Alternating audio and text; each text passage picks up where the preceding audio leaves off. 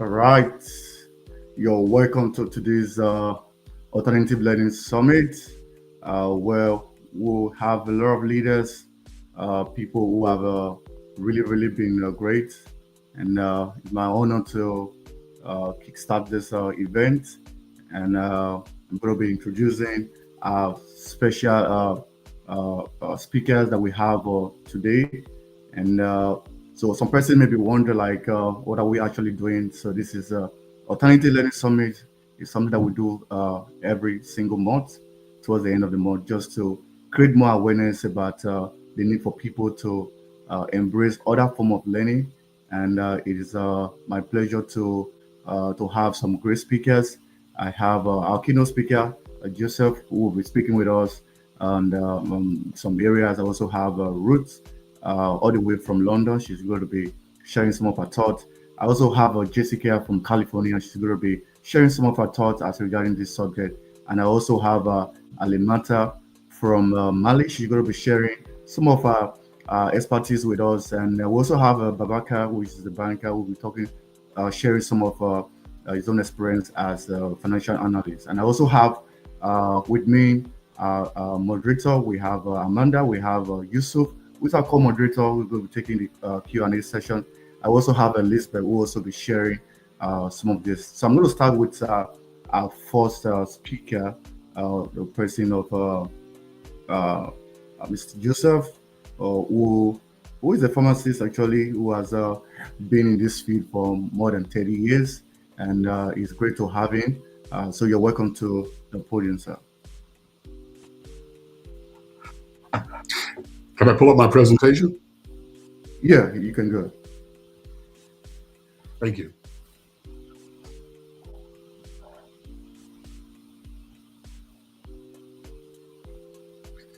Hold on. Well, good morning and good afternoon to the audience. My name is Joseph Simmons. I am the Executive Director for the Center for Micro-Entrepreneurial Training, better known as CMET. I know that's a lot of words to put together. As I was approached by the doctor to speak to you today, first of all, thank you, doctor, for inviting me to be here. I thought about the subject, and I thought one of the things that I would talk about to you, to the audience today, is a different pathway for entrepreneurship. So, what is CMET? CMET is a nonprofit organization with a mission to prepare entrepreneurs for success.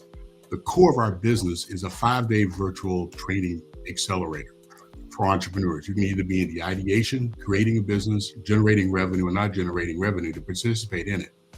We've done 27 cohorts. I manage 10 to 12 subject matter experts. The 5 days gives you a solid foundation to build your business. So we've done 27 cohorts. But this year, we started a new workshop, and that workshop is buying a business.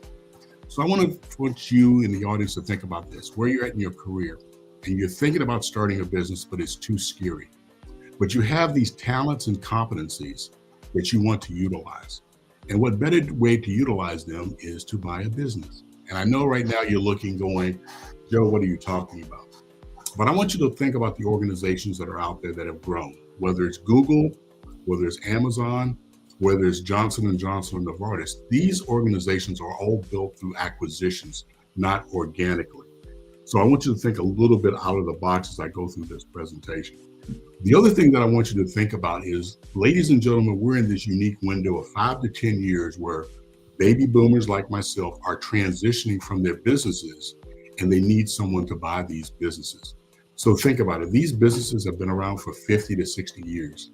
They have customers, they have cash flow, they have operations. But with you walking in with your talents and competencies can take these businesses to the next level. So let me start my presentation.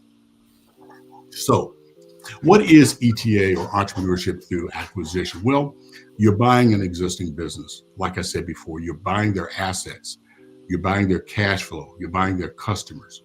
You're taking over a business that might be stale or stagnant, but you coming in youthful, you have a different approach to the business, you're able to accelerate the growth of that business. Now, we all know starting a business is very risky. Think about this.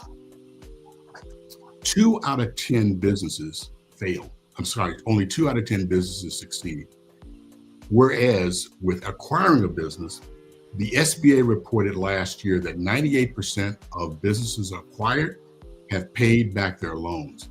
95% of these businesses are on target, or they're not late with their payments. So the risk is a lower risk for you to buy a business than it is to start a business. For you that are like myself, you look at the minority community, the average revenue for a Black business is only 110K. Let that sink in for a minute. The SBA says a small business is supposed to be $1 million in revenue a year. Now, there are businesses out there that meet that guideline of over $1 million. So you can go very easily from zero to buying a business, and all of a sudden you can be doing $1 to $1.5 million, or even higher, depending on what you want to look at and get. So think about it. You're acquiring an existing business, you're buying their assets, their capabilities, their relationships. These businesses have been around for 50 years, so they have established relationships with key stakeholders, with a bank, insurance. They have a website, they have customers. That's what you're taking over.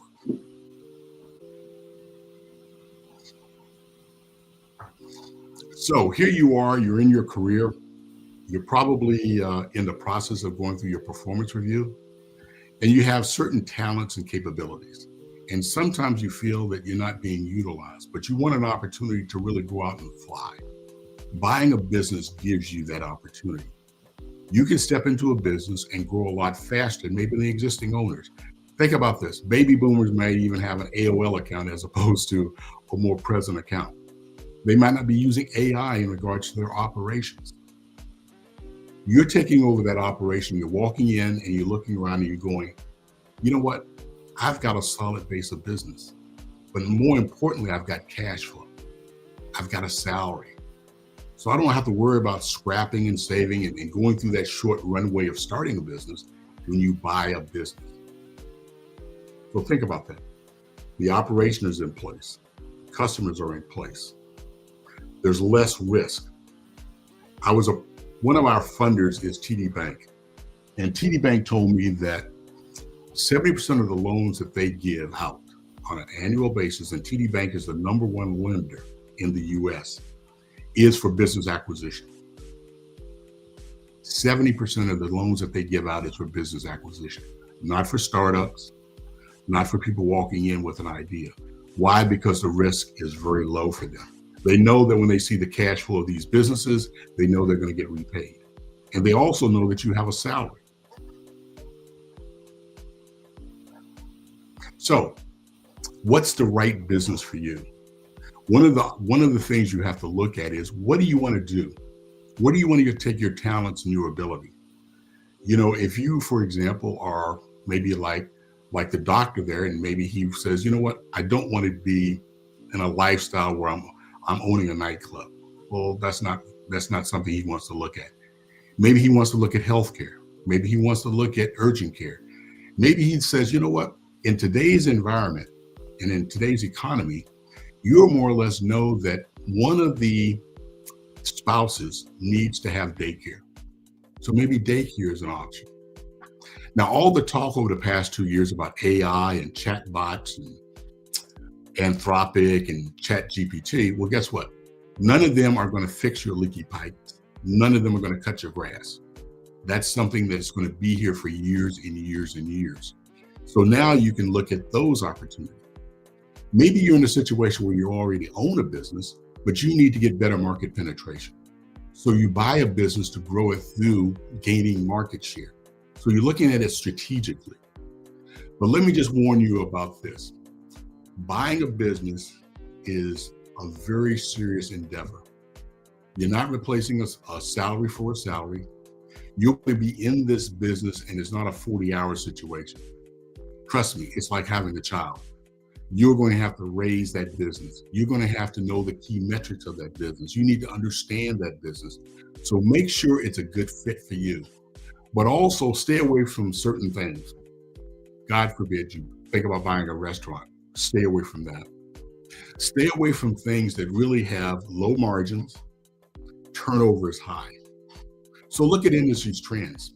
One of the beauties of AI is that you can go into chat You can go into perplexity, and you can do research on industry trends. What is going to be out there over the next 5 to 10 years? The other thing that I want you to think about is, what is the margin? Am I able to increase cash flow or increase margins, or both? Now, ladies and gentlemen, when you're buying a business, is no different than buying a house in certain situations. When you buy a house, you do your due diligence, right? As I say, you look under the hood. Okay, how is the car running? What do I need to do in regards to repairs? Does the roof leak? Will I have to replace the carpeting? What will I have to outlay in regards to buying the house? Well, in some situations, ladies and gentlemen, buying a business is the same way. You have to look at the business and say, okay, where is this business status? Is it a situation where the customer base is 90% of the business comes from one customer? Do they have high turnover? What are their books looks like? What is the risk that I'm taking in regards to buying this business? So are you going through this system, this process by yourself? No. You need to have key stakeholders to walk you through this process. 1, you need to have a business broker. 2, you need to have an M&A attorney. 3, you have to have an accountant. You might be very good at marketing. You might be very good at strategic planning, but you really don't understand the business. So you need an accountant to look under the hood to see if the numbers make sense. Because trust me, the banks or the lenders will also do the same thing. So you have to have a clear understanding in regards to, what does the business look like? How vibrant is the business? What risk am I taking? What weak spots are out there? And that's where you do your due diligence. And it's not something you do in 1 day or 2 days, but it can be a 30-day process. So you need to have an attorney, business broker, I recommend, because the business broker brings to the table experience and knowledge. And you also have an accountant, someone that understands the numbers of that business. So look through doing your due diligence in regards to what you're getting into, what needs does it have. The other thing that I'd recommend is you have a business plan. What is your plan for taking over this business? What's your transition? What will you do day one when they give you the keys to that business? Okay, that's all part of due diligence. Do a comprehensive review. Make sure that it aligns with, what they're telling you is factual. Okay. So now you're saying, okay, Joe, this all sounds all well and good, but I need money to buy this business. Yes, you're going to have to get some kind of financing, whether it's equity financing, debt financing, or some kind of hybrid approach. I live in Orlando, Florida. Florida is a very hot market for acquisition. A lot of the businesses being purchased in Florida are owner financed. And why is that? The owners want a higher stake, so they're going to ask for more than 10% down. They might ask for 30 or 40% down, but it might be beneficial for you. Obviously, the traditional way is SBA lending. So that's where you need to make sure that you have an accountant that understands the numbers and you understand the numbers of what you're getting into, and make sure that the numbers make sense, and the bank is going to make sure that they check with you that. So again, look at the financing that's out there for you. As my father used to tell the story, he used to say, why do people rob banks?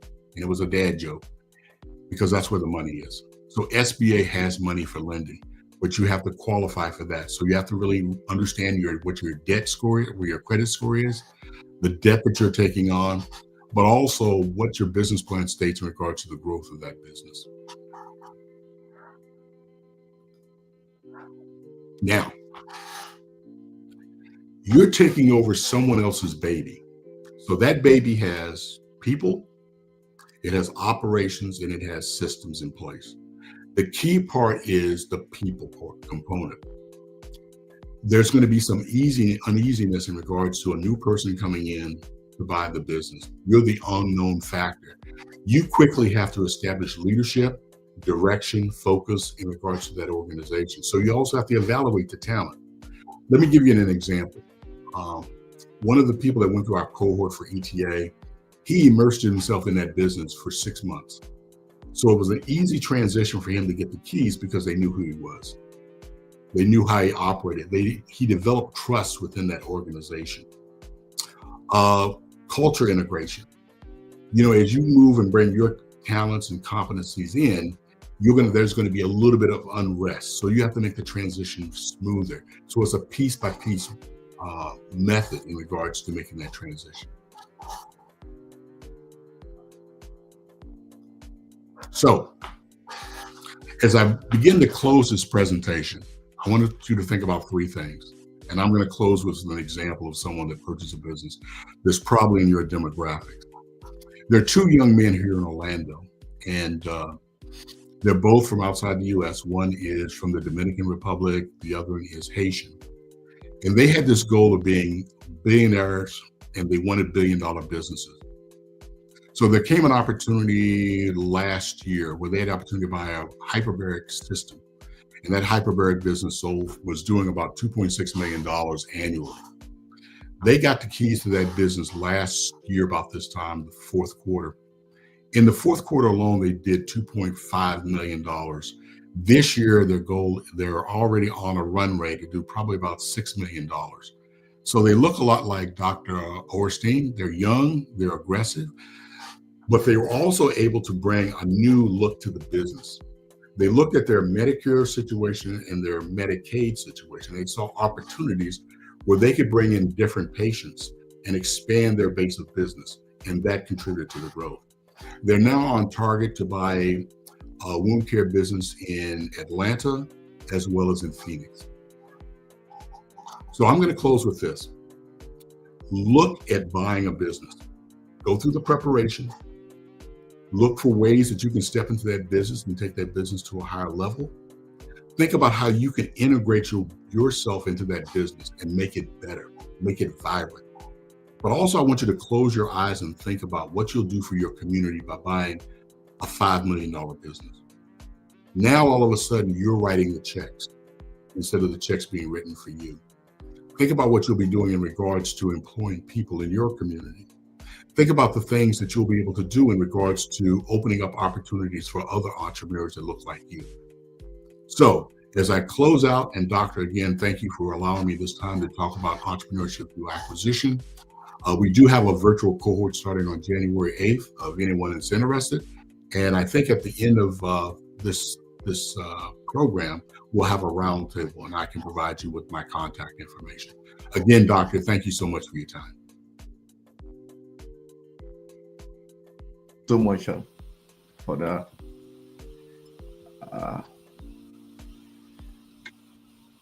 Thank you so much. Thank you so much for that insight.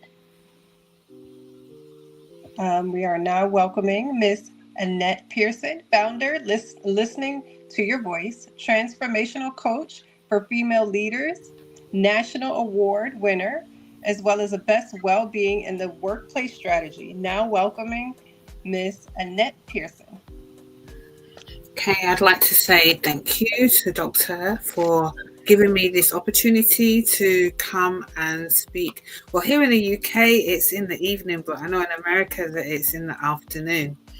So we know since 2020, there has been a change in terms of the landscape, in terms of young people and parents, in terms of their mental health and well-being. Prior to 2020, there was small amounts of young people that had problems with anxiety and depression. Can you all hear me? Yeah, we can hear you. Hello? No, we can hear you. She's already speaking. Hi, can you all hear me? Yeah, we can hear you. The speaker is already speaking. She can continue. Okay, so I'll start again. So we know that prior to 2020, can you all hear me? Go ahead, please. Okay, so we know that prior to 2020, the incidences of anxiety and depression and low self-esteem in young people was not as high as it was after 2020. And that's had an impact in terms of how they are progressing in terms of school and in terms of their outlook.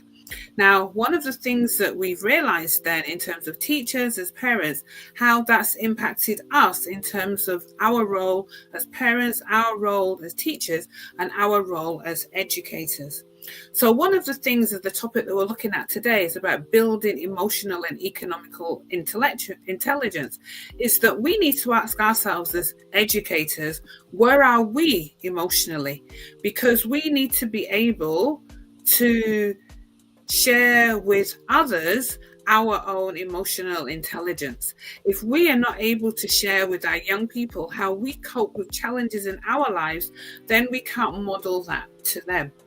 So after 2020, I was going through a few challenges in terms of what was happening in terms of me with work.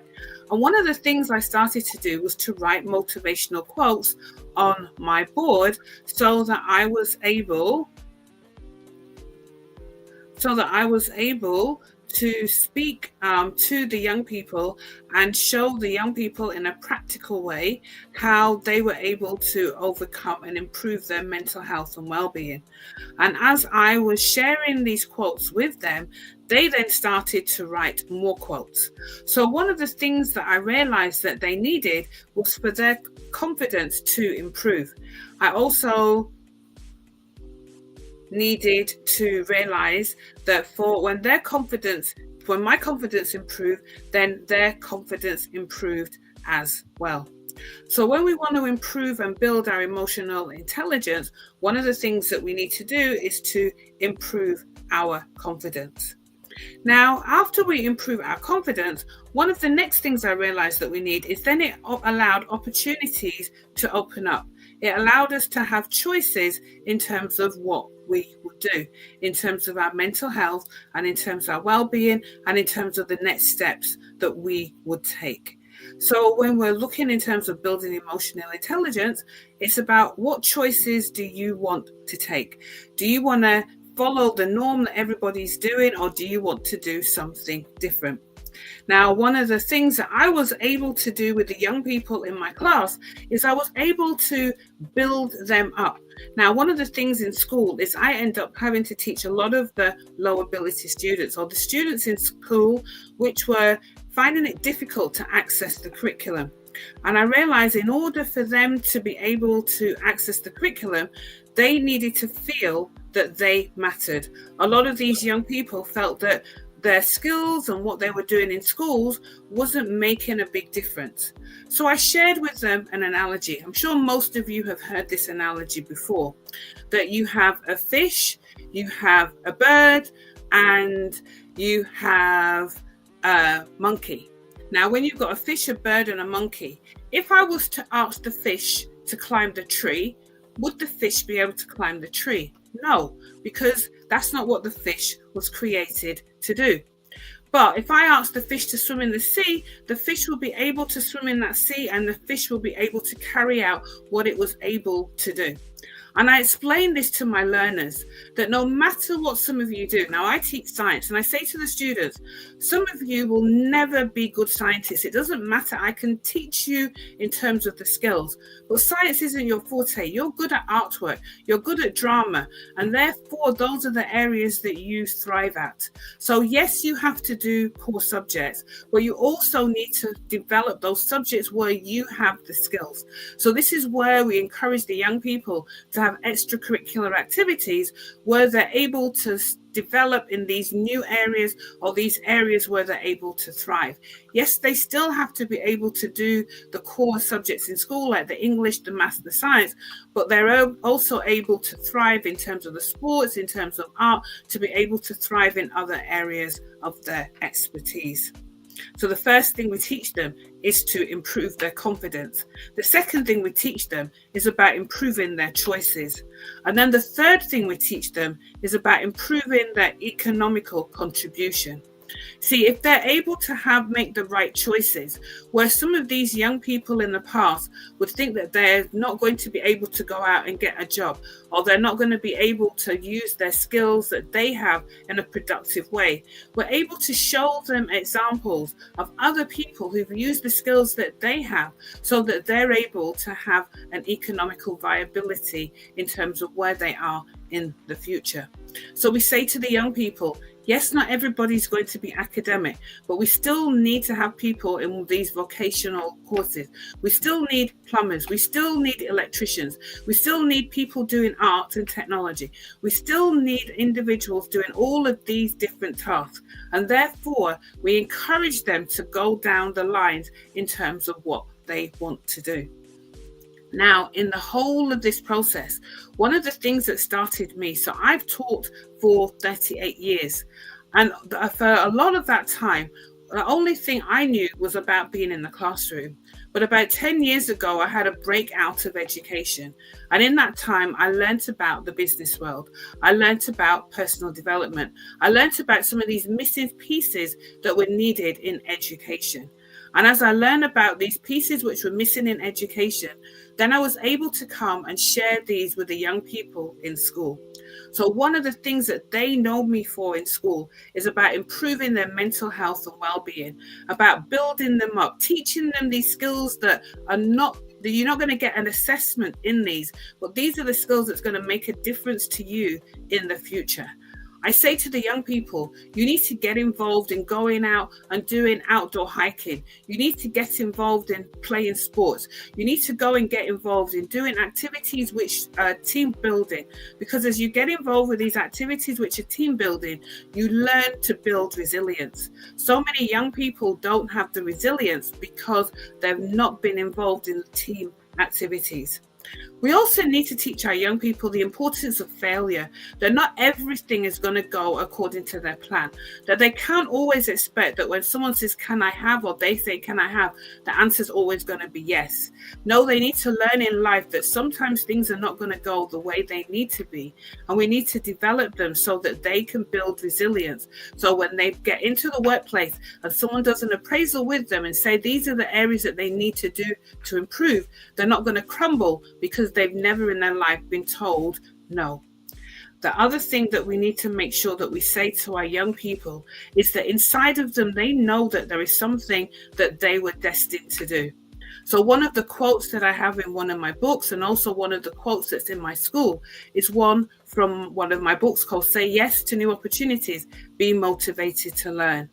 And the quote says, listen to your inner voice and don't let anyone stop you from being the person you know within you need to be.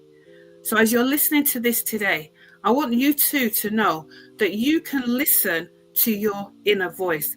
As you listen to that inner voice will lead you, and that inner voice will guide you. Sometimes that inner voice will say to you, this is an area of your strength. But the other people around you will say, why are you going down that particular line? And it's so easy to follow what everybody else is doing. But one of the things you need to remember, that as you build up confidence and as you start to be able to improve the choices that you take in life, then you're going to be able to make the decisions that's going to impact you economically.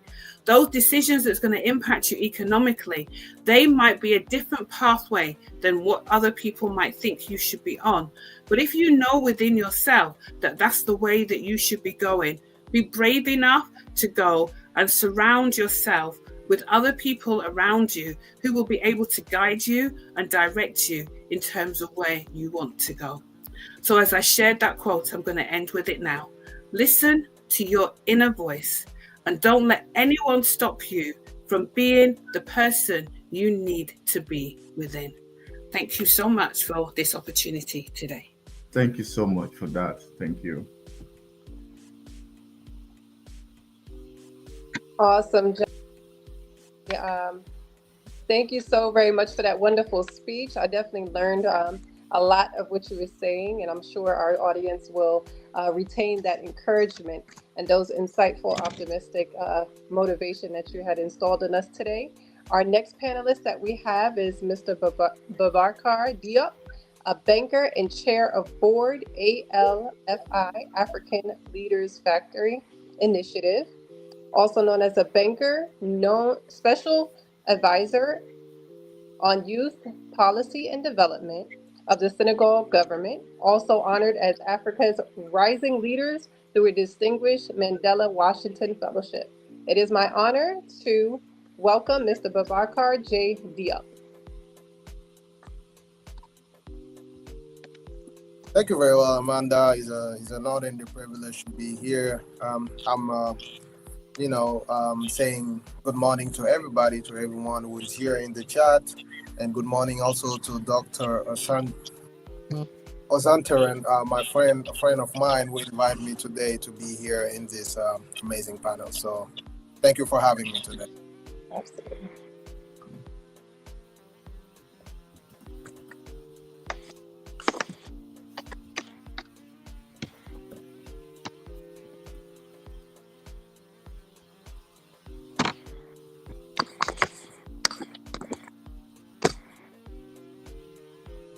Do you get me, guys? Yeah, got it. All right.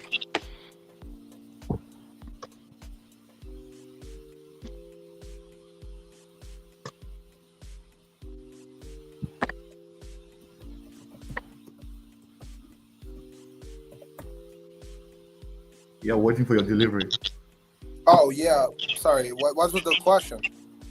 No, not the question. Yeah, for your own discussion, your own presentation. Okay. So, I did not present. I did not prepare any. I was not aware about a presentation. I was thinking, answer about different contexts. The thing I can tell, economic intelligence is, in order to build an economy, you have to make sure that you have the skill to build, and for that you need. Do you guys hear me well? Yeah, we can hear you. All right. So, need education. Education is among the most important pillars. We want young people to get the skills that they need to face the challenges of the training. Always stories show us that country with have more educated population has always developed wealth, and the wealth give them the autonomy to create, to be independent, to take, and that's really important. You can see it on Singapore. You can see that major country, and that's the same thing that we are trying to do in Senegal. The president has made, entrepreneurship effective. Make sure that young people has connected to, and the second, and also our current president is making that attempt to helping young people to get involved in not only also make sure they get the funding required for them. So yeah, education is part of it. Training is part of it. That's why with Alfie, our nonprofit organization, we're selecting every year, 40 emerging leaders. We give them training on specific, areas that we think we need to, push people, young people to get involved. For example, business management, in agro business, in AI. Only the statistic in AI in Africa, you see, all is contribute very well in GDP. You see the continent as well, is forecast to grow in 2025 at 3.9% GDP growth. You go to Sub-Saharan Africa, the project to grow rate in 2025 is roughly 3.8%. So it's just showing you also how AI is helping the country to meet their development goals and respecting the criteria of sustainable goals. So it's really, really important. And also policies. We cannot building that emotional and economic intelligence if we don't make the right policy that much with, the demand of the actors. Actors require the government to build a better environment, which is healthy, but which is sustainable and supportable. Support every actor and make sure that they get what they need in order to strive and also be independent. Yeah, and I'm glad to be here. And if you have any other question. All right, thank you so much, Babaka, for that. So over to you, Amanda, for the next guest, the next speaker. Thank you all so very much. And thank you, Mr. Duop, for a wonderful speech there. We have our next panelist, Ms. Jessica Rice, ICF Certified Executive Leadership and Brand Architect Founder, also Powerhouse Refiner and Iconic Systems. Welcoming Ms. Rice. Thank you. Well, thank you so much. I'm so really grateful to be here. This conversation really sits at the center of everything that I teach and everything that I believe. And thank you for that beautiful introduction. I'm grateful to Dr. Osiriton to be invited. And as she mentioned, I have 20 years in background of technology, engineering, strategic communications, and now work with founders and entrepreneurs to develop conviction-led brands. So what I want to talk about is heart-centered mentorship. And when I think about that, we think about how learning changes when people feel seen. And people feel seen when their mentorship honors their human side, not just their goals, their tasks, or their performance.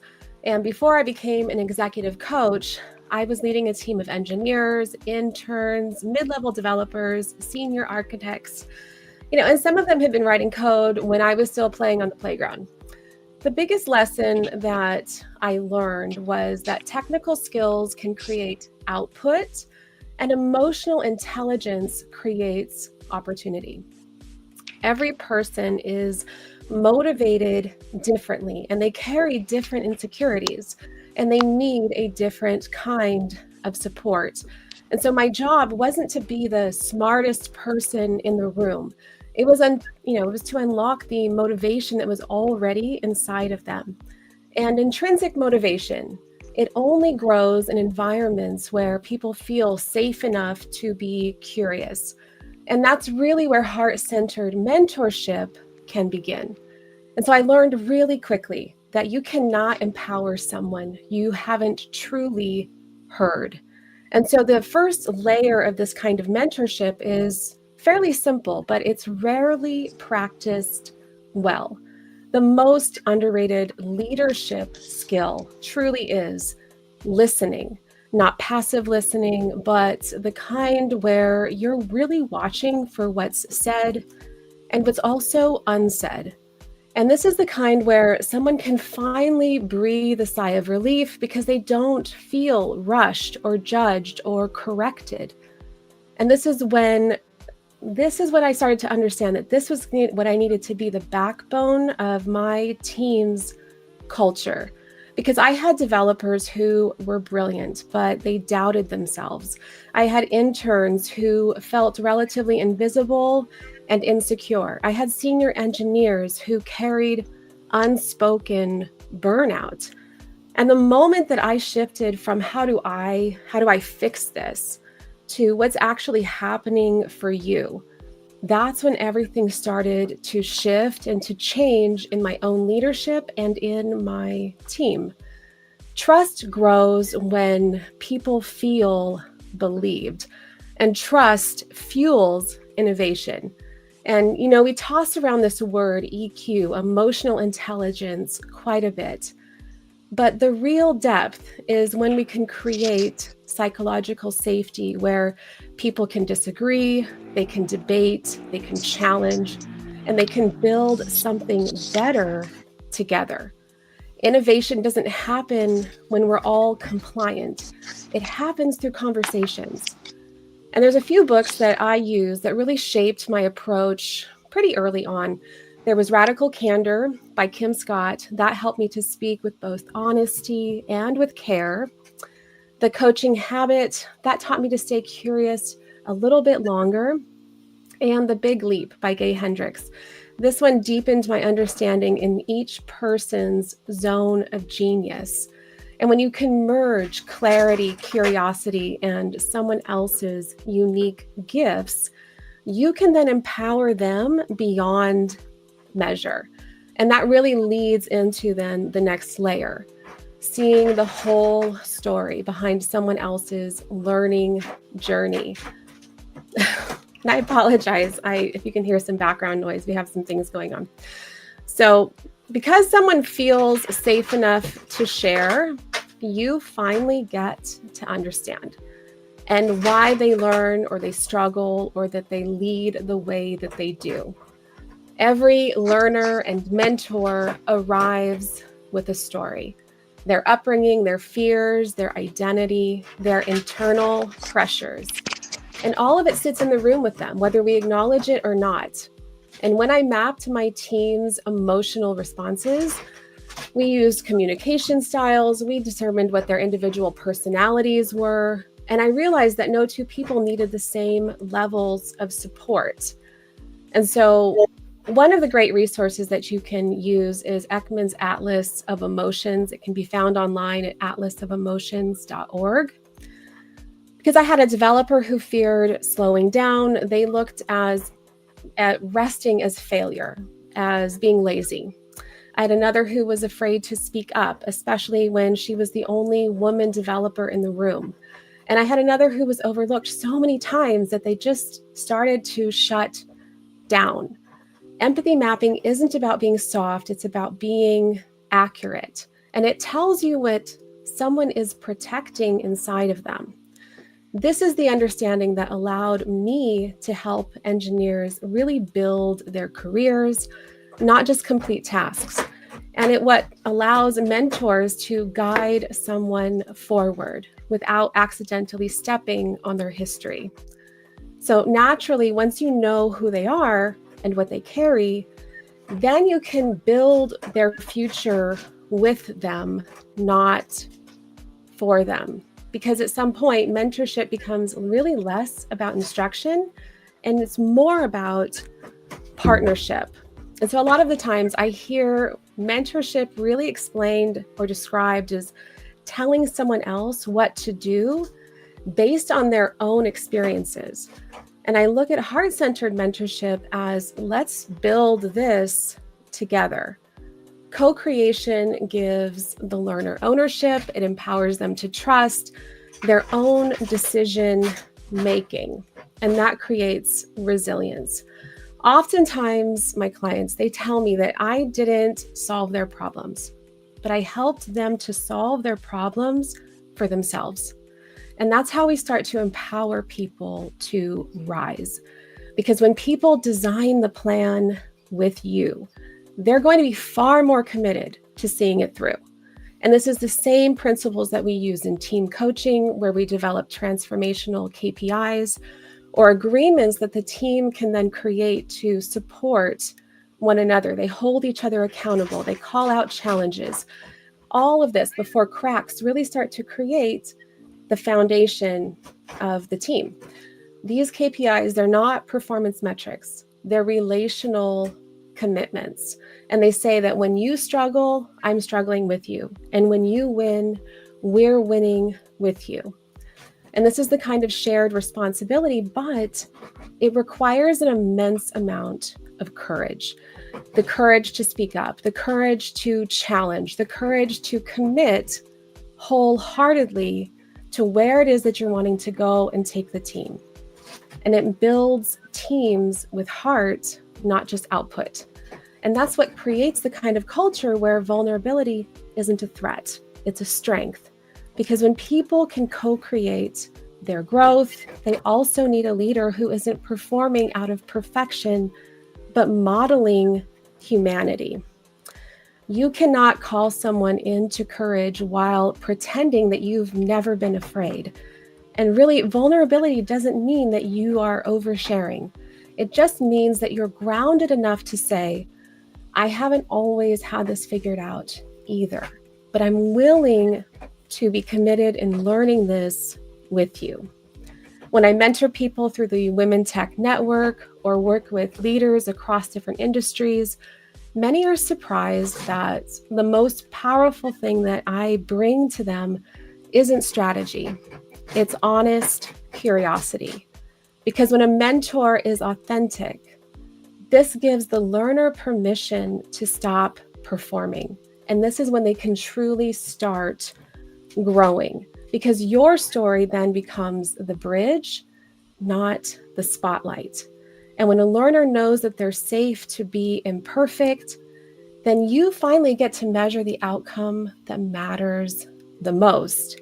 Because all of this heart-centered work isn't abstract. It produces measurable change. And while most organizations are measuring performance output, few measure the relationship that produces it. But the truth is really simple. When people feel supported, their work reflects it. Their retention increases, their engagement rises, their problem solving improves, their confidence stabilizes. And I've watched clients climb out of burnout, rediscover their voice, and rise into leadership positions. And not because their skills suddenly improved, but because their belief did. And belief is what grows in the soil of safe and purposeful mentorship. If you'd like to deepen your leadership practice, you can find my resources on my website at jessicaricecoaching.com or connect with me on LinkedIn. I'd love to further have conversations with you. But if you could remember one thing, you cannot teach the mind until you've connected with the heart. Skills will transfer, beliefs will transform. And when we mentor the human behind the learner, we don't just create performance, we can create courage. Thanks so much. Thank you so much for that. Really, really appreciate that wonderful presentation you gave, Jessica. Thank you. Absolutely. Beautiful words. Thank you so much for taking the time to speak with us today. Our next panelist I have is Ms. Alimata Kolobali, founder and CEO of Maverick Global Management Consulting and visionary behind Alimata Foundation Children New Rescue Hope. It is my pleasure to introduce you. Hello, good morning. Morning. Good morning or good evening to everyone, wherever you might be. So, my name is Alimata Kulibali. I'm from Mali. I'm the CEO of Maverick Global Management Consulting and the founder of Alimama Foundation. So, today I would like to talk about the transformative power of alternative learning. By leveraging the structure of dialogue coaching and combining the AI-powered chat. So learners can develop the emotional intelligence to advocate the complex feelings and building a strong self themselves. So first of all, let's make a clue on the relationship between emotional and emotional intelligence and economical intelligence. So the emotional intelligence is the relationship between the emotional intelligence and economical intelligence is deeply intertwined. So the emotional intelligence is the ability to recognize and understand the emotions in guiding thought and behavior, which is very much essential for managing the stress and anxiety related to financial struggle. And building strong relationships and with networks and develop resilience and perseverance in the face of financial struggle or setback. On the other hand, the economic intelligence refers to the ability to understand and manage the financial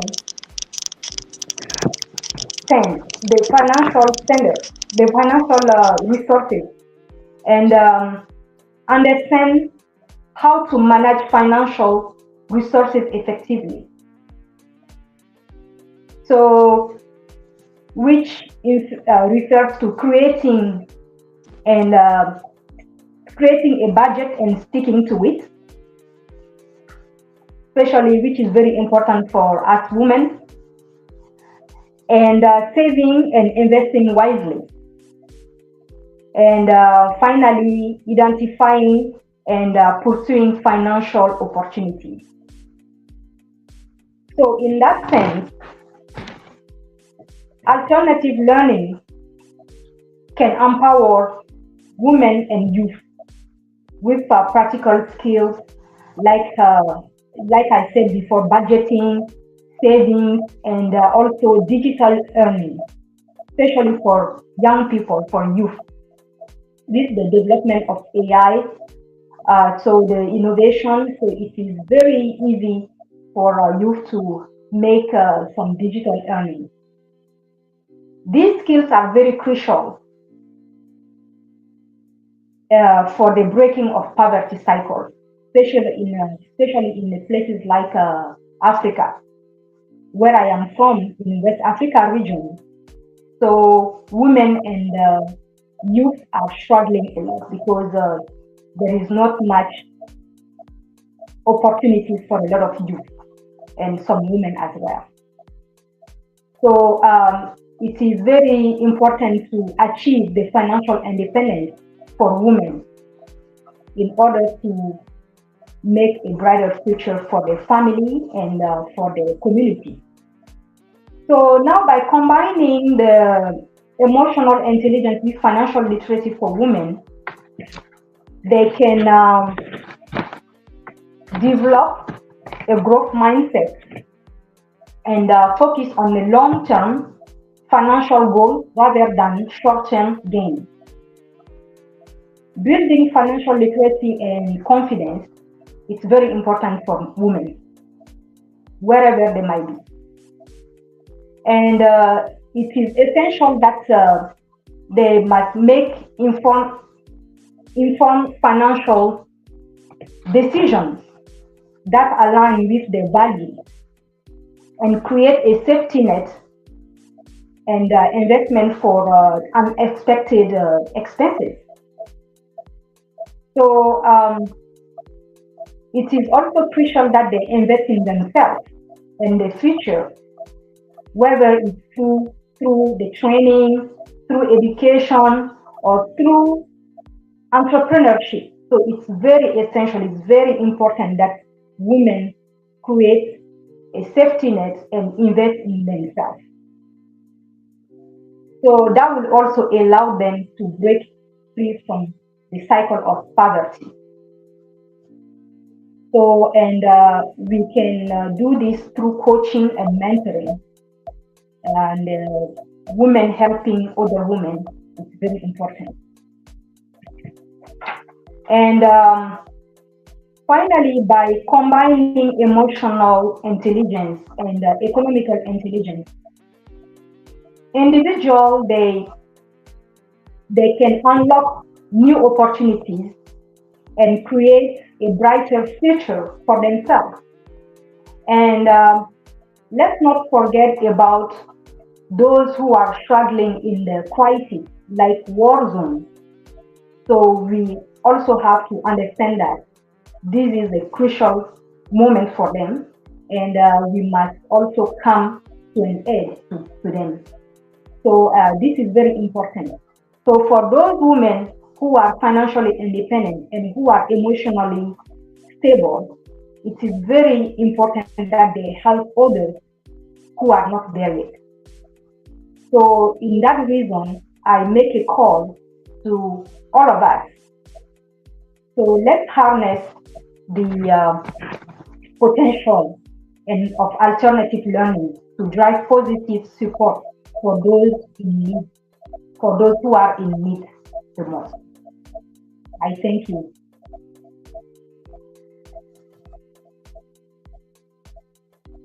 So much, Alimata, for that wonderful presentation. So, bringing over our moderator, you. Thank you so very much, everyone, for such a wonderful speech today. It was definitely enlightening to hear how we could all enhance our emotional and economic intelligence. As of now, I will be passing the mic to Mr. Yusuf for Q&A. Hello, everyone. This is Yusuf Ramadan, your co-moderator for today's event, and I will be taking questions from all of you amazing viewers to ask directly to our speakers. So let's just not waste any time. The first question from David Chen from LinkedIn for Joseph Simmons.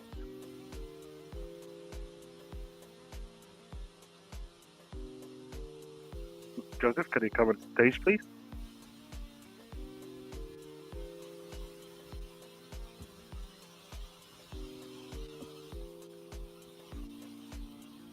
Thank you.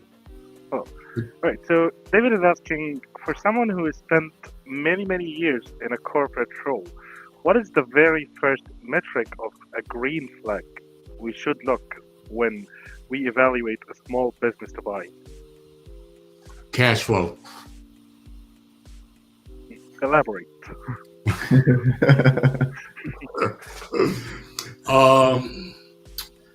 One of the key metrics of any business is cash flow. The gentleman that's a banker here, that's the first thing he's going to look at is the cash flow of the business, because the cash flow of the business will determine salary and your ability to repay the loan. So to the gentleman that's looking to buy a business, if he doesn't have a clear understanding of accounting and business accounting, cash flow, balance sheet, income statement, margins, profitability, then definitely make sure that you surround yourself with an accountant, because the accountant will interpret that balance sheet for him or her. So cash flow is going to be the first thing. Yeah, definitely look at how much money the business is making before buying a business. Exactly.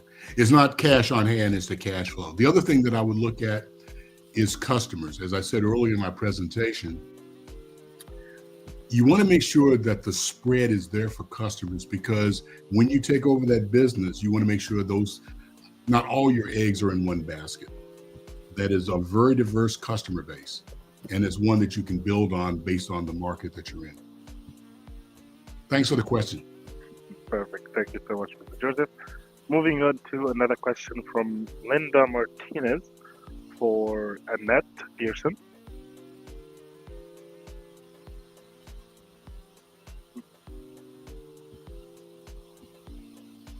Hello, Annette.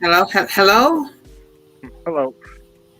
So Linda is asking, how do we distinguish between a student who is simply unmotivated and one who is paralyzed by trauma or anxiety?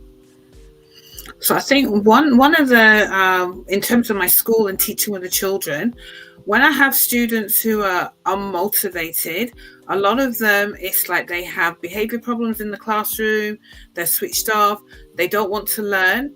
But sometimes when we have these students who have anxiety issues, sometimes they're really bright. So we have like some of our bright students in school, when they were younger in school, they had no problems in terms of accessing the curriculum. But as they got older and the challenges of exam pressure, etc., they then developed anxiety, and then that impacted them in terms of the work that they're doing. So a lot of it is us actually building those relationships and knowing the students for ourselves. And as we know the students for ourselves, then we know, like, I won't say 100%, but we know those students where it's a lack of ability and those where it's anxiety that's impacted them. And those with anxiety that's impacted them, then if we're able to address the root cause in terms of what's causing them the anxiety, then they start to make progress back in school again. Yeah, definitely things like that really make a difference between these two people. All right, moving on to another question. This one from Beatrice Kalu for Babakar. Babakar, can you come on stage, please? Yes, I'm here. Hello. So Beatrice is asking, Babakar, regarding of digital earning skills, what specific avenues are you seeing the most success in developing regions right now?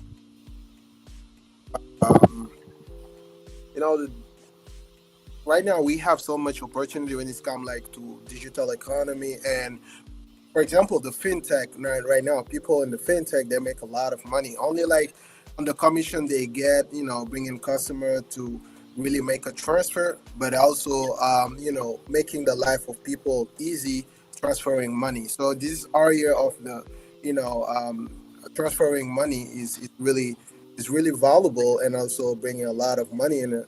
And you're talking about cash flow, really important too, and you get it over there when you want to like fund. And also I see the e-commerce. Right?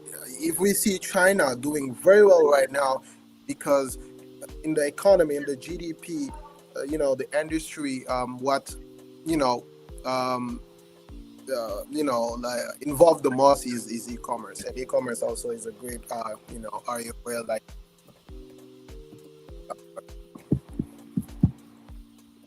Right. So you're saying e-commerce is the best thing that probably would make money right now. That's beside tech, of course. Yeah, I mean, besides tech, let's see the pharmaceutical industry too. Providing service online, like a doctor, having a new doctor helping you make certain decisions when it comes to your health. Also, is somewhere really bringing values to the people, but at the same time, really profitable. All right, perfect. Thank you so much for your answer. Let's move on to another question. We have a question from Kevin Hartwell from YouTube for Jessica Rice. Can you come on stage, please? Yes. Perfect. So Kevin is asking, how do you practice heart-centered mentorship with a person who is very closed off or resistant to such connection? It's a great question. I think that one of the things that, as a coach, I was certified in Heart Math, which is an institute based out of Los Gatos here in California, and we talk about centering back into our own heart. And I think in the times that I've had to work with people who were struggling to either connect due to a variety of reasons, because I've gone through many personality assessments with different people as well that go over the ocean, the Big Five personality index. Oftentimes people who are struggling or they're closed off is because of something that has either occurred in their life, they feel disconnected, or they have some deeper seated fears.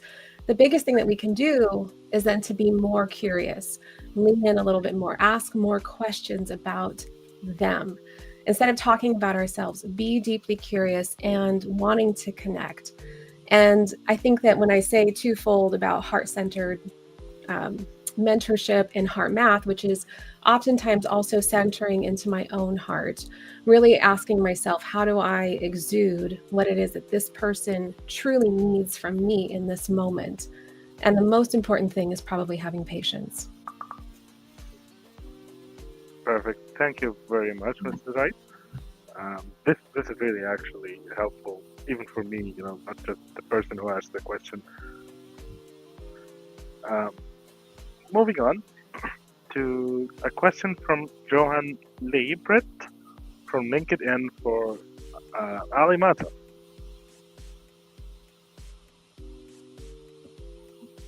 Ali Mata, can you come on stage? Yes. Perfect.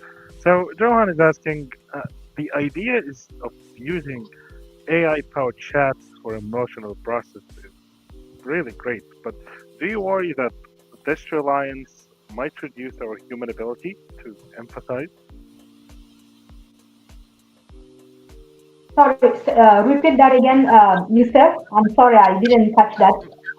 Sure thing. Well, So the question is, the idea of using AI-powered chats for emotional processing is fascinating, but do you worry that relying on AI too much might reduce our human ability to empathize?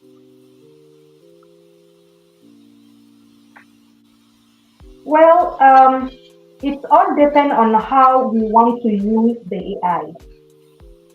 So we are not going to reinvent the wheel. So anything that's in AI was there before. Now it's just that it's an innovative way to put it online. So more people can have access to it. So the way we use the AI is very important.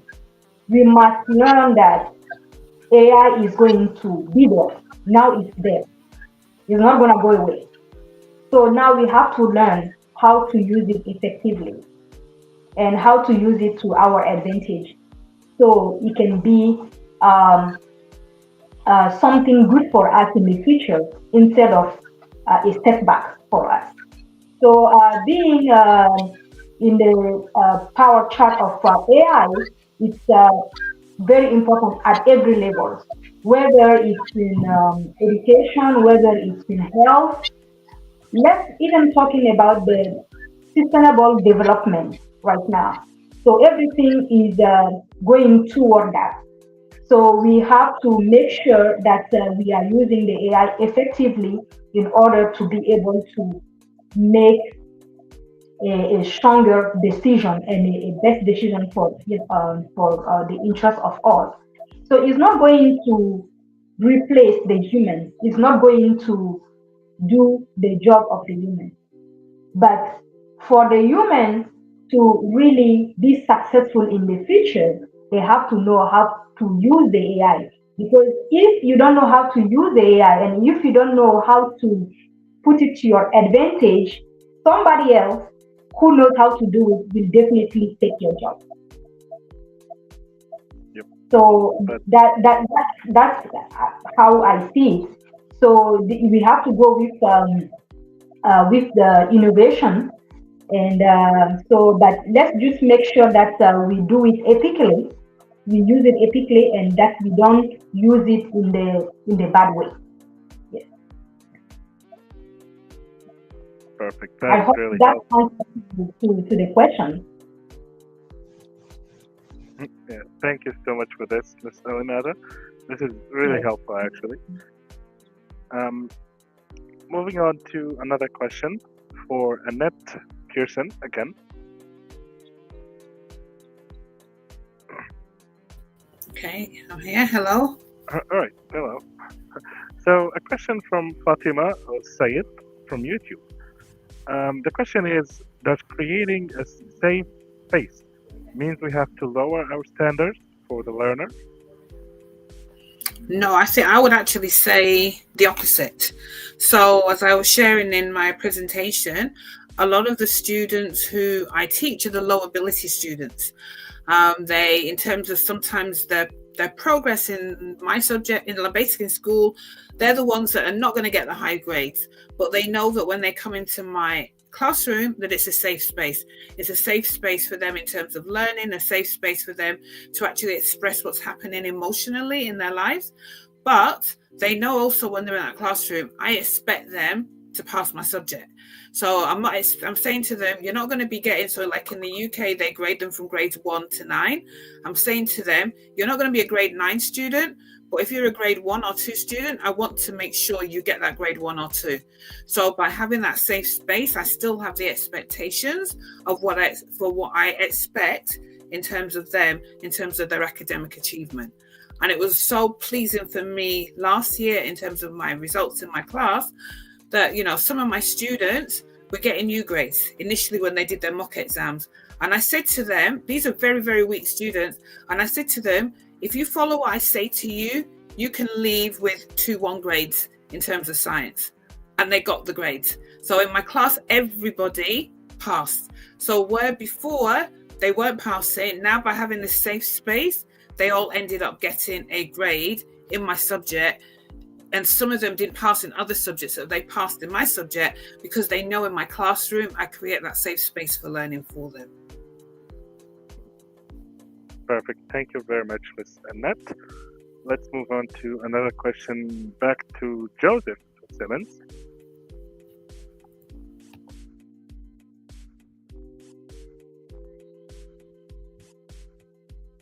Joseph?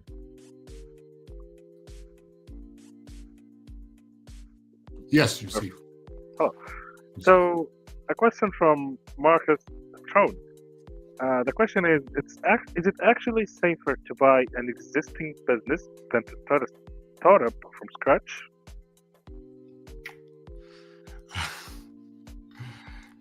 Let me just give the gentleman some statistics. 98% of SBA loans are repaid by purchasing a business. Only 2 out of 10 startups make it past 3 years. So When this you're is better. starting a business, your challenge is going to be access to capital, who your target audience is, and gaining traction over the next 1 to 3 years. Buying a business is, I don't know if this is correct for the monopoly, but it's getting to Park Avenue quickly. Why? You already have an established target audience. It's a matter of growing that target audience. You already have cash flow. You already have employees. You have an established brand, and you have an established business. You have relationships with a bank. So if I was going to Vegas and I was going to roll dice, I would roll dice on buying a business as opposed to rolling dice and starting up a business. Yeah, And so you already have. let me just add this. There was a book written by Reginald Lewis, and it said, "Why should white guys have all the fun?" Reginald Lewis purchased Beatrice Foods for $1 billion. Amazon purchased Whole Foods. Novartis, the company that I worked for several years, is nothing more than 5 to 8 companies acquired. Johnson & Johnson is 200 companies acquired. Now, startups are just like what they call unicorns. You know, some are going to be very successful, but buying an established business gives you a salary. For example, and I'll end with this. I live in Orlando and I got a call. There was a tow truck business. So let's think about just a regular tow truck business. It was doing $8 million in revenue. The salary was $350K. Not bad. Now, as a startup, are you going to make $350K? Absolutely not. Not even in the first 2 or 3 years. Yeah, that's great. So I I like have a question. I'm a little bit interested in that. So buying a business, so what matrices should one be looking at for before buying a business? Or what are the things you have to look at, you have to put into consideration before buying a business? I think there's several things, Doctor, that you have to look at. You have to look at, what kind of business do you want? Where is your expertise? Okay. For example, the lady that was on before me that's doing teaching, if you wanted to buy a daycare center, which is very profitable, you could buy a daycare center because you have the ability to transfer your skills as a teacher into daycare. The lady that was on before that was talking about AI. If she wanted to buy a tech company, the banks would give her money because she has the skills to run a tech company. Okay. When I talk about the $8 million tow truck business, if you have a background in logistics, the bank will back you for that. Okay. Now, doctor, you can also do this. You can bring in somebody with that knowledge to do the business. Okay. So don't think you have to do this alone, ladies and gentlemen out there. Too many times entrepreneurs think that they're going to be in a silo and they've got to answer all the questions. Buying a business and starting a business, you need to surround yourself with strategic advisors. Okay. You're going to need an accountant. You're going to need an attorney. You're definitely going to need some kind of business mentor, like, is it Jennifer? Jessica? Jessica, yeah.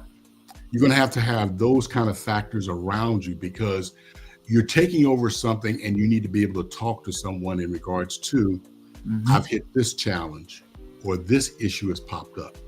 And you need to be able to sit down with someone who's gone through that journey and who has a key understanding of business dynamics. Did I answer your question, Doctor? Yeah, you did. Yeah, I still have some questions because I'm quite interested because I'm an entrepreneur, so kind of hit me in terms of hearing what you're sharing. I just want to ask, like, also for our audience, which is better, to get a franchise or to buy a business? Depends. Some business brokers will put you through a personality test. Okay. Some people like structure and execution. Franchise is great.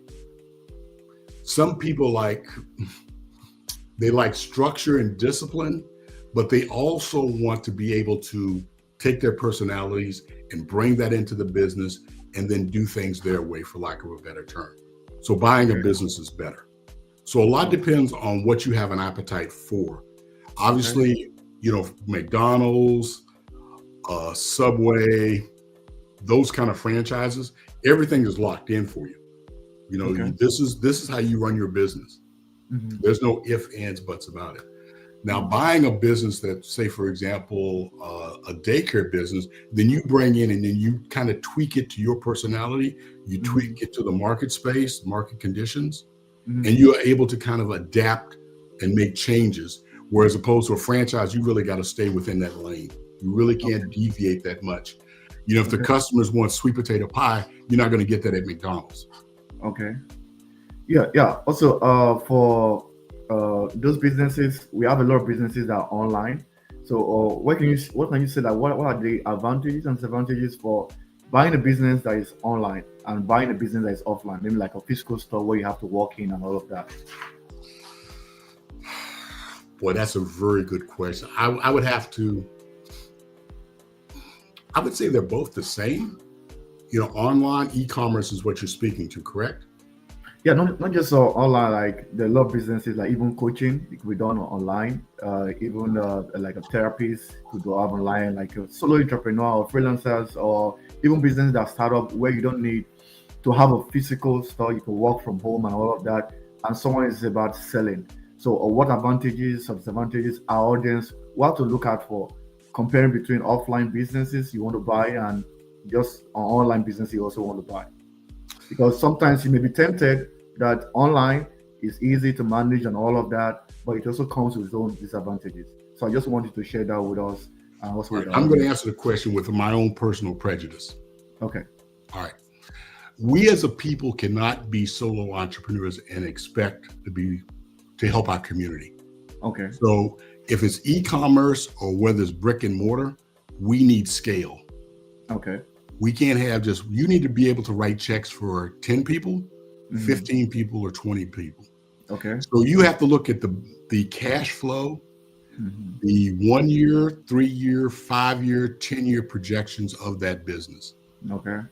Whether it's e-commerce or brick and mortar, where is the future of that business? What revenue are you going to drive to go from one person to 5 people to 10 people to 20 people?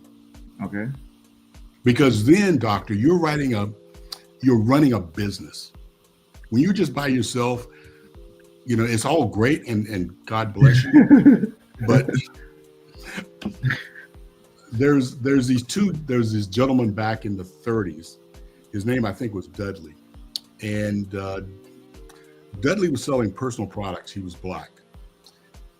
Before the Depression, as a black business person, he had 5,000 employees. Okay. Think about that.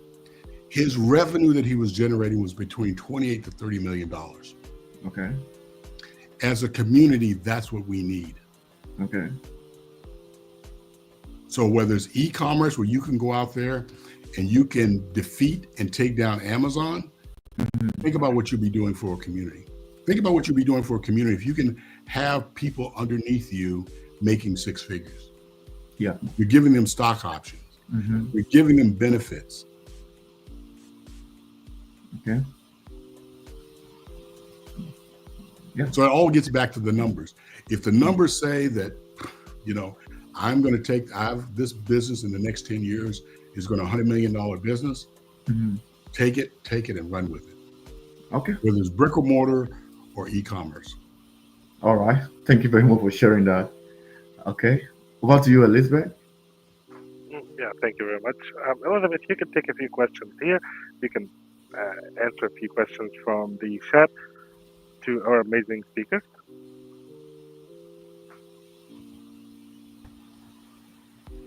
Hello everyone. My name is Elizabeth. So my first question is for Miss Annette Pearson. Could you please come on stage?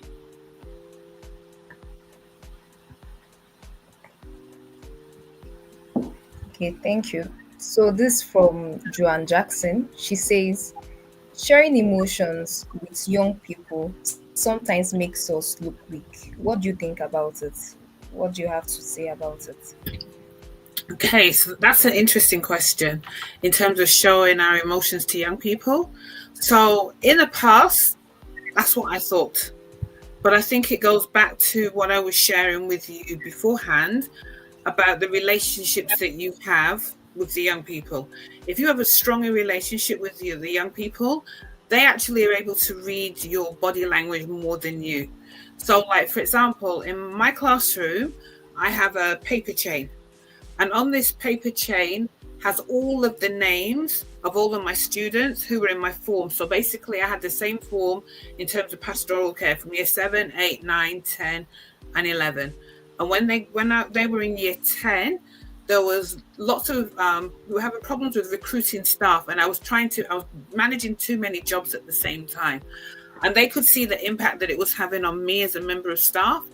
And they came in the next day with this paper chain with all of the names of the students written on this paper chain to say to me, Miss, we're standing here with you. We can see the challenge this is going through with you, and we want you to know that we're here with you. Now, if I hadn't built up within them that trust and showed them that it's fine to show that everything's not fine, they wouldn't have that emotional intelligence to know at that time, actually, that's what I needed. So it depends on the relationship you have with the students.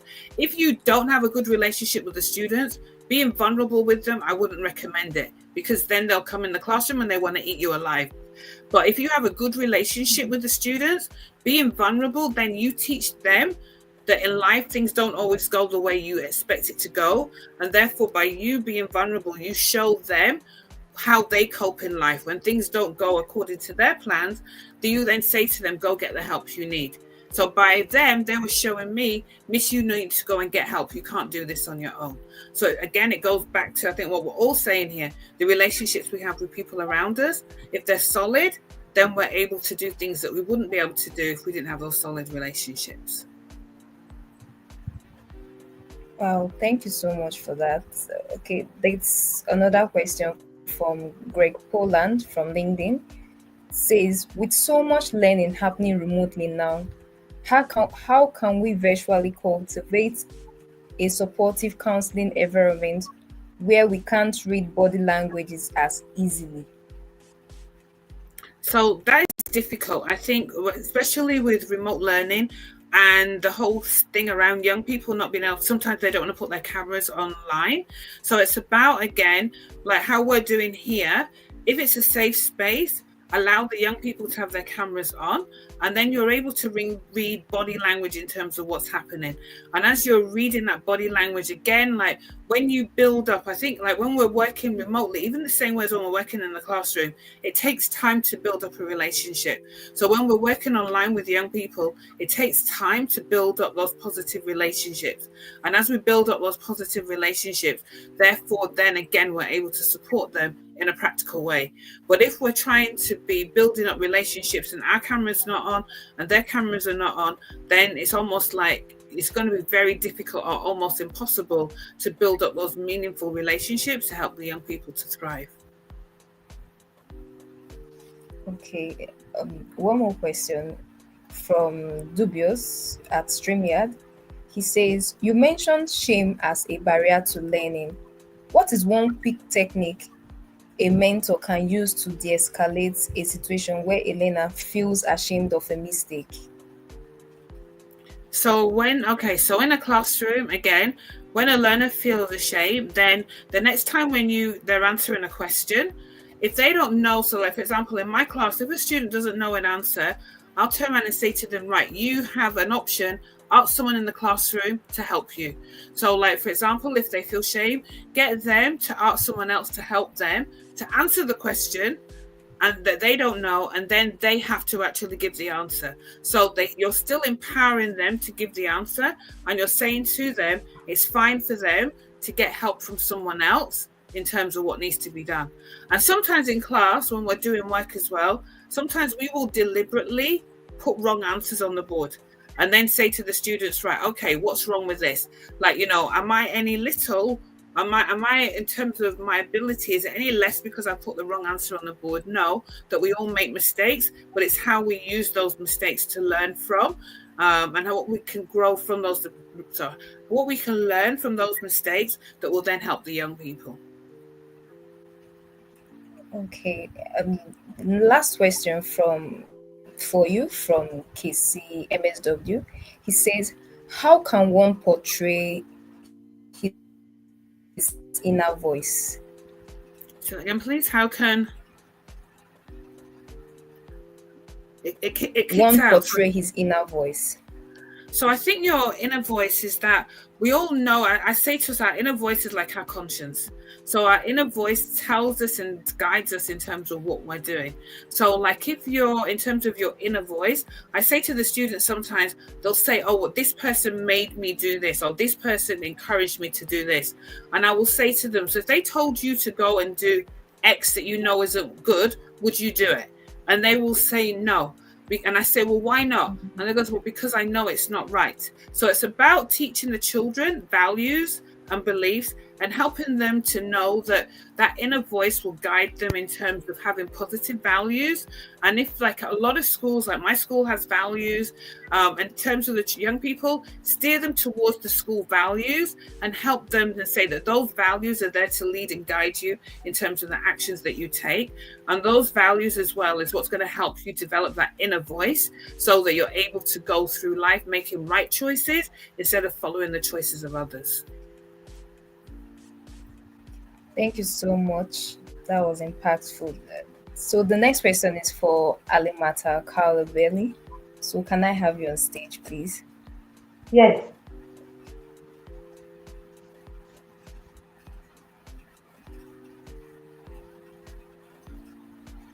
Hello? Yeah. So your first Yes. question is from Liwe on LinkedIn. He says, in multicultural contexts, communication styles vary widely. How do you teach structured dialogue without imposing one specific cultural style of communication? Well, we cannot impose one specific structure when it comes to communication, because communication is personal and also it's cultural. We have to use our own way and our own values and culture in order to communicate with each other. So when it comes to AI, the communication it became something global now, because from your part of the world you can combine that with another part of the other world. So you can also combine thoughts. You can I would not say manipulate, but use it to your advantage. How you want to bring your thoughts, how you want people to understand you. Because the global stage when it comes to communication is broad. So we have to understand each other and make sure that culturally we know what is wrong on the other side, and what might be wrong on the other side will be right on the on one side. So we have to understand that communication has no barrier. There is no barrier for communication when it comes to AI, and we just have to use it to our advantage, use it well, and use it effectively, and make sure that we get to our goals, to our destination of thought. Okay. The next question is from Hannah Baker from YouTube. She says, for someone who struggles with difficult conversations, what is the first step in the peace building framework to prepare for a high stakes discussion? Well, for the peace building, we have to have in mind that, first of all, peace begins with ourselves. You have to think that when you come to someone, you have to make peace with yourself, with your own self. Have the peace of mind, have the peace inside, and have the peace towards somebody else. So this building is very important because in this world where we are struggling with misunderstanding, with wars, with crises, economical crises and political crises. So it's very important that we come together and try to build peace together. And in that event, I would also say that in peace building, it's very important that we also involve um, women in the peace building because the way women think when it comes to peace building is different from the traditional way. Not that I'm trying to say that like everything like should come just to women, but like we have to work in partnerships. So involve more feminine thought, feminine intelligence when it comes to peace building. So, and also peace building in AI can also be something achievable because then it's available to everyone. It's available to everyone, so everyone can use it, and we can come to a solution where there will be a better world for understanding. Yes, it's very difficult, but it's not impossible. Thank you so much for that great answer. So up next, it's for next question is for Joseph Simons. May I have you on stage, sir?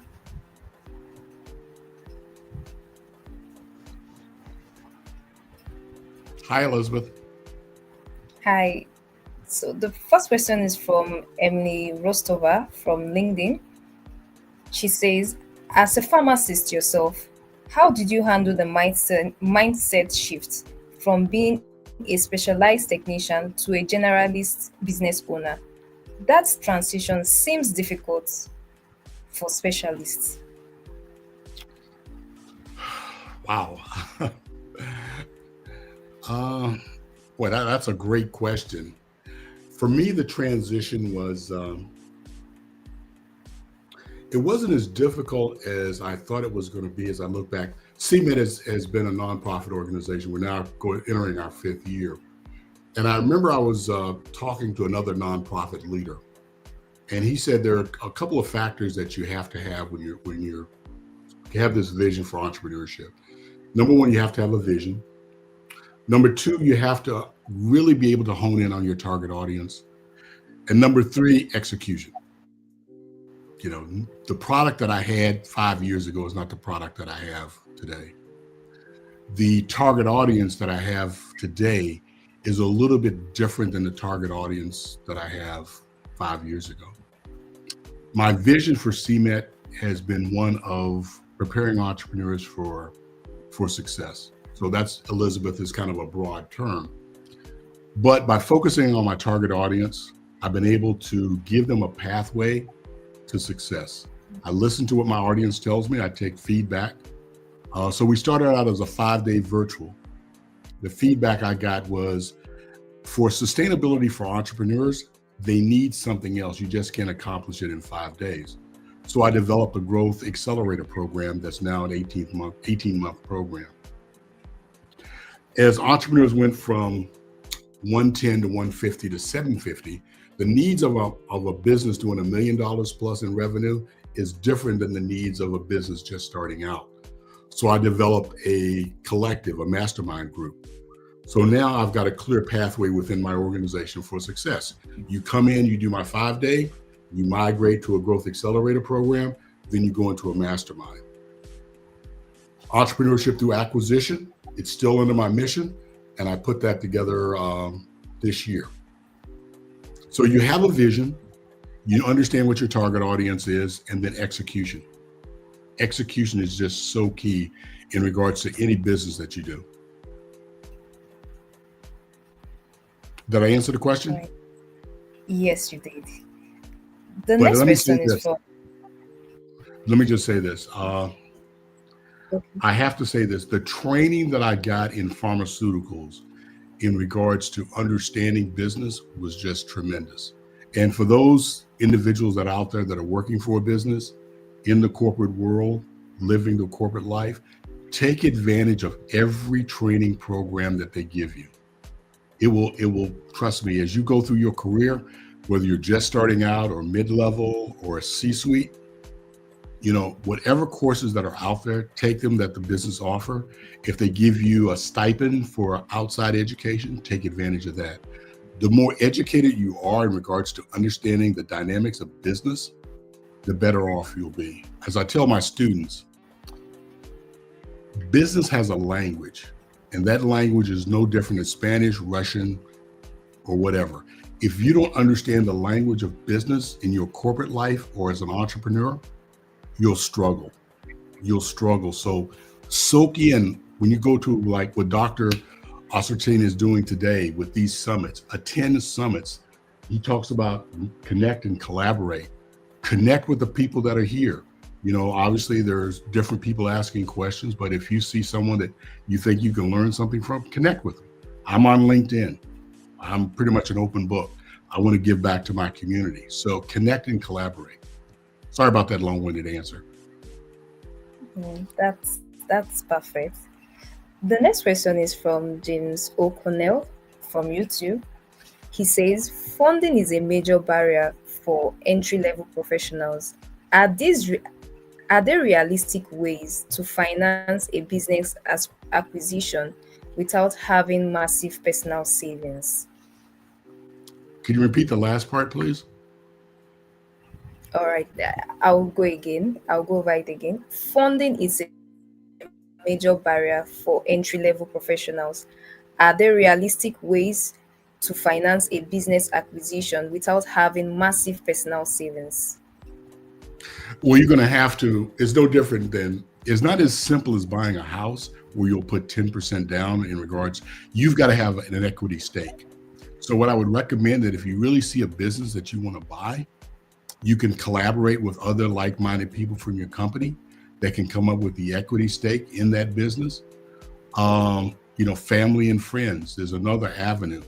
But if you're really serious about acquiring a business, there are ways when you speak to a business broker, they can maybe give you different options to buy that business. But know this, the SBA and SBA lenders want you to buy these businesses. Here's the scenario, ladies and gentlemen. There's $10 trillion of market assets out there that are going to change in the next 10 years. If someone doesn't buy these businesses, they go out of business. And the last thing a state, city, or county wants to see is people unemployed.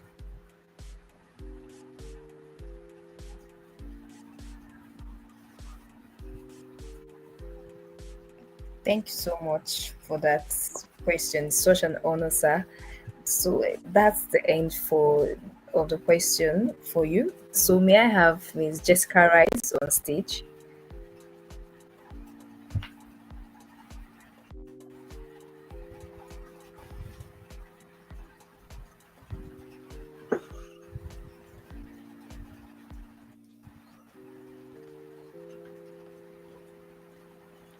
Okay, the first question is from Priyanka Patel on LinkedIn.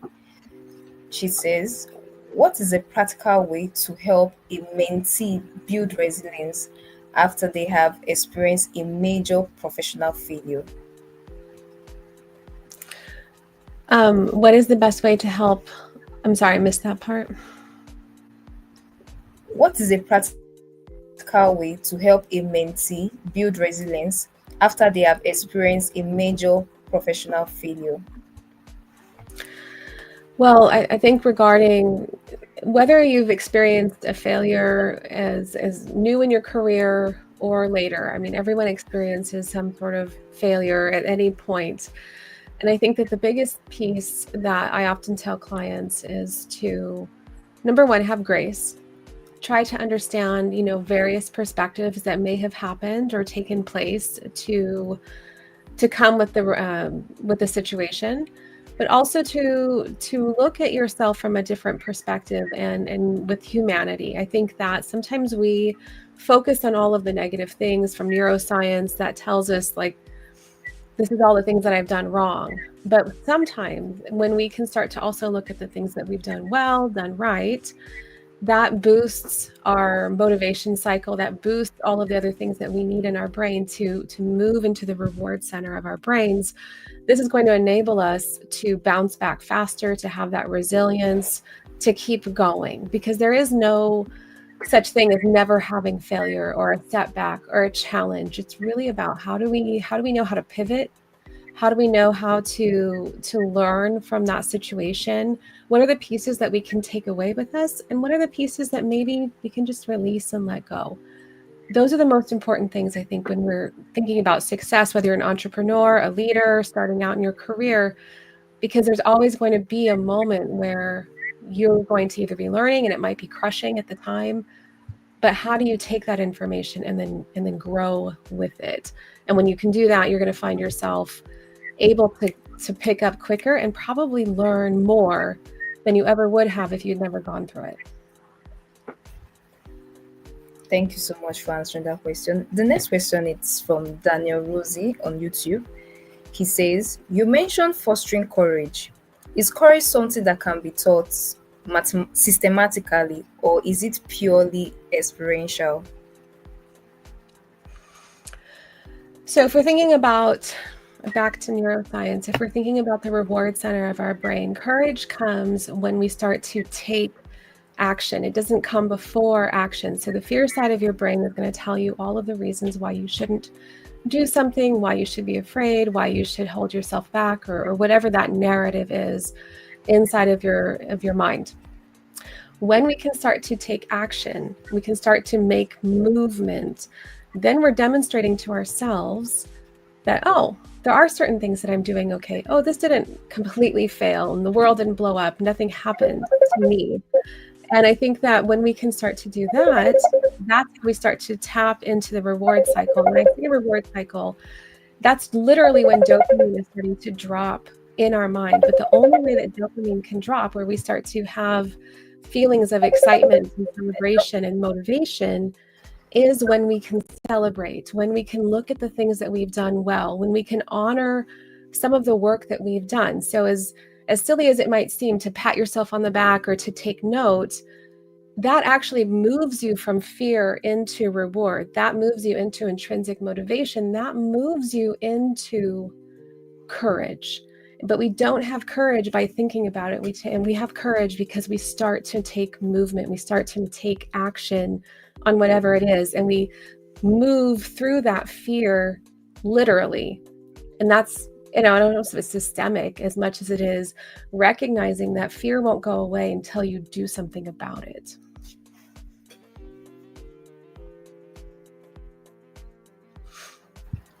Thank you so much, Jessica. That was really impactful. That's the end of the question section for you. So over to you, Mr. Yusuf. Do you have any more questions for Ms. Jessica? Not for Jessica, but we have a lot more questions to go through, and we have some time to go through these questions. I do have a question for Alimara Kolibali.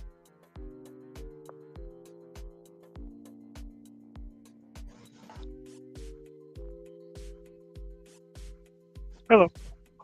Hello. All right. So there's a question from Maria Gonzalez. The question is, you mentioned expanding emotional vocabulary, right?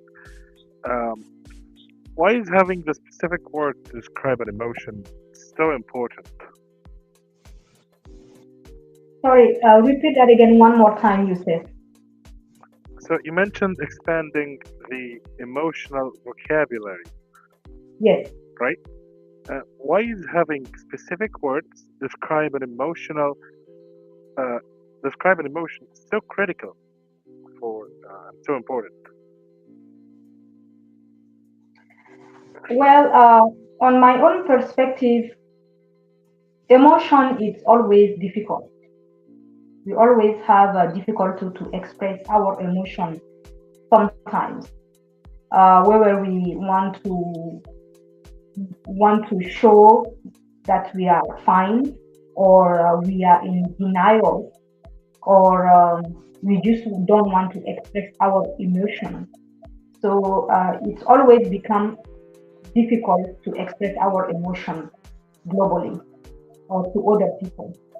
But as a global citizen, I tell myself we have to find a way to communicate through our emotion globally, and without having the fear of being vulnerable, or without having the fear to hurt somebody else's feeling or somebody else's emotion. So we have to come up front and know that we are human, and emotion is for human. And when we have emotion, it's always difficult to share with people, because we don't want other people to judge us or to misunderstand us, or to think that we are weak. But at the end of the day, we cannot deny our emotion. We cannot pretend that it's not there, and that make us human, and that's how we going to communicate with each other, through understanding and through empathy. So in the global stage, so I think it's very important to manage our emotion, and be emotional intelligent enough to know how to bring our thoughts, and also be resilient to whatever we are struggling with. I don't know if that answers your question. All right, thank you very much, Mrs. Alimara. We will take one final question for our main speaker, Joseph Simmons. Okay. I'm back, Yusuf. Great. So, a question from Sarah Jenkins. The question said, you mentioned economic intelligence. How is this different from standard financial literacy? Could you repeat the question again? So the question in short is, what is the difference between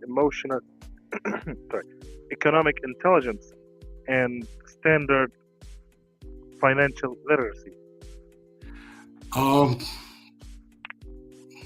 When I think of financial literacy, I think of managing a checkbook. When I think of running a business, it is like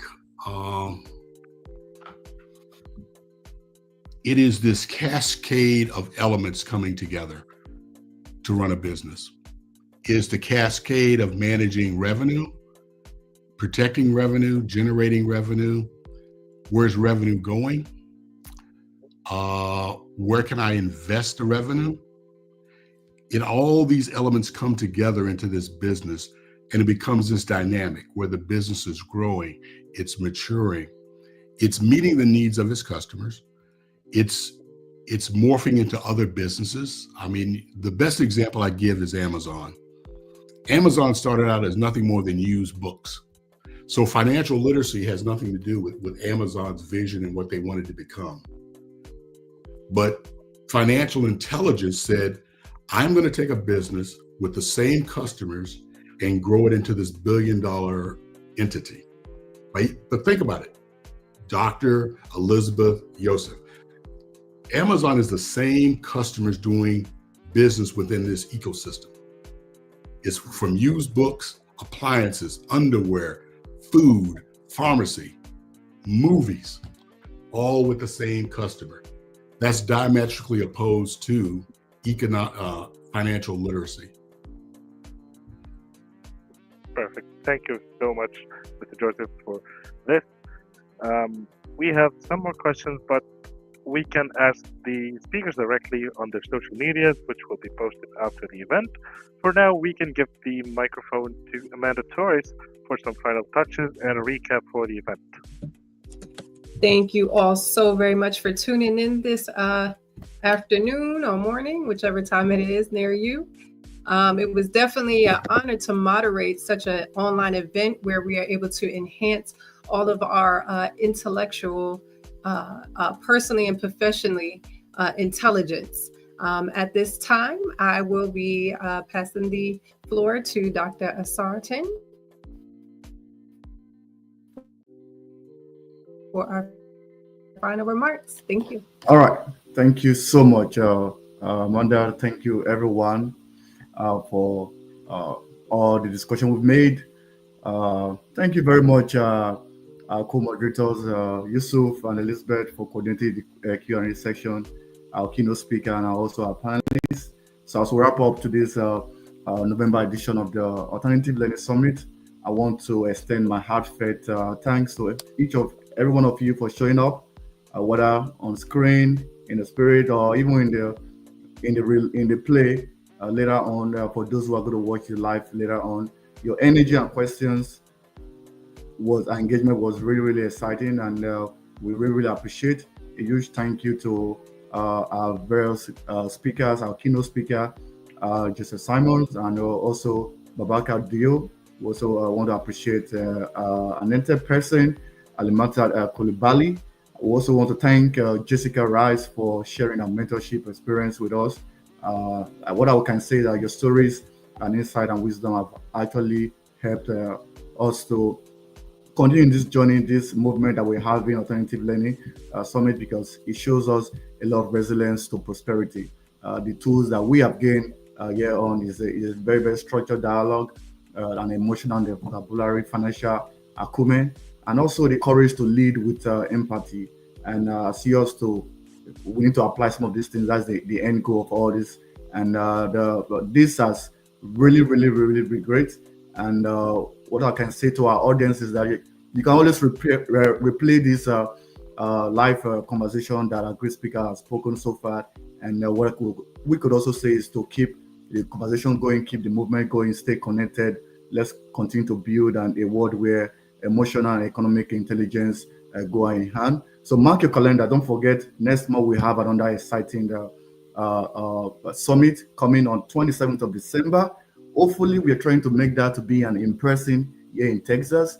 But if that doesn't go as planned, we're going to have it online. And the team is connecting the classroom to communities, global education, and local impact. So join us as we explore how to bridge the learning environment. We reward the names, the empowering, the educators, the mid-level managers, even professionals, and how we can actually create a lasting change. So thank you very much for being part of this movement. And before then, I want to bring up our speakers to the podium to share with us their final word, because they need to leave us with something. We don't just want to go without bringing them back on board. So we have Jessica, we have Alimata, we also have a keynote speaker. Please, we would love you to share the final word with us. So let's start with Joseph. So what is the final word to our audience?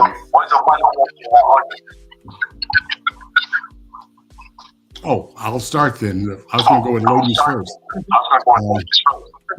Let me just say this. Act. Take action. Whether you're thinking about becoming an entrepreneur or dreaming of becoming an entrepreneur, whatever that action you need to take it. Take it today, take it tomorrow, but act.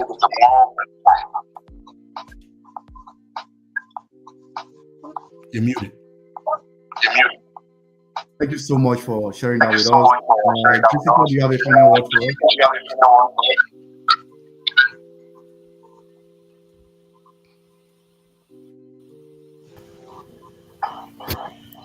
Yeah, Jessica, you there?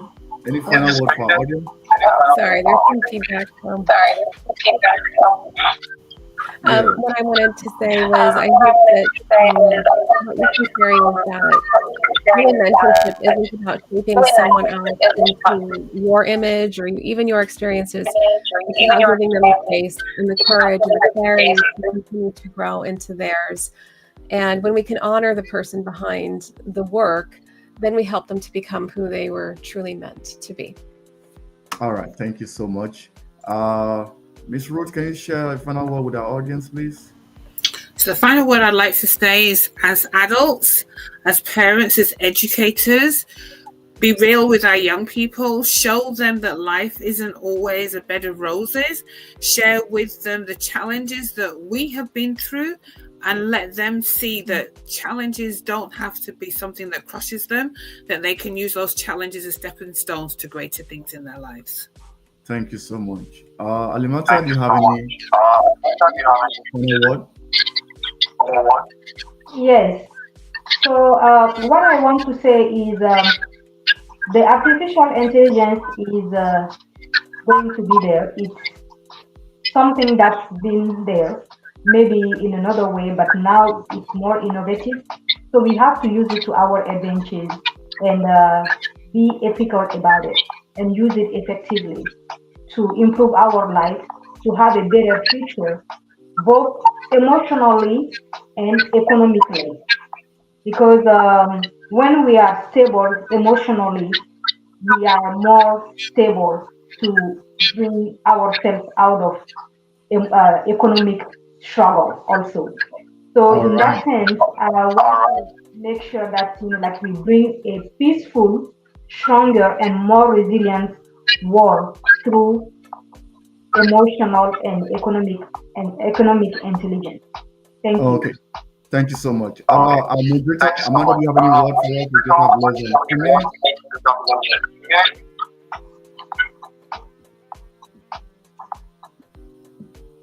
Amanda, Repeat that. do you have any word for our audience before we wrap Can you up? hear me?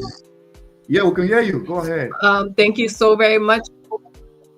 Thank you so very much for tuning in, everybody. We all took something from our wonderful panelists and keynote speaker today, from navigating emotion to economic intelligence and business entrepreneurship, collaborating. I think we did a wonderful job today, and I hope that you take the information and utilize it to the best of your abilities. All right. Thank you so much.